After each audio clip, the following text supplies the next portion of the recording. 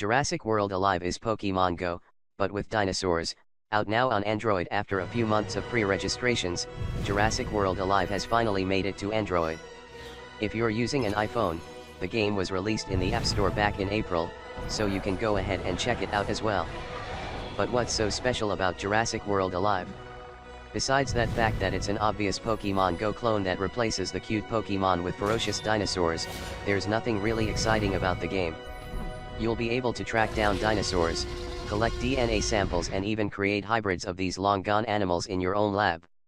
Jurassic World Alive allows players to collect dinosaurs with the help of a flying drone and mix them together in strike teams, which can be used to defend against threats and challenge other players in PvP competitive arenas.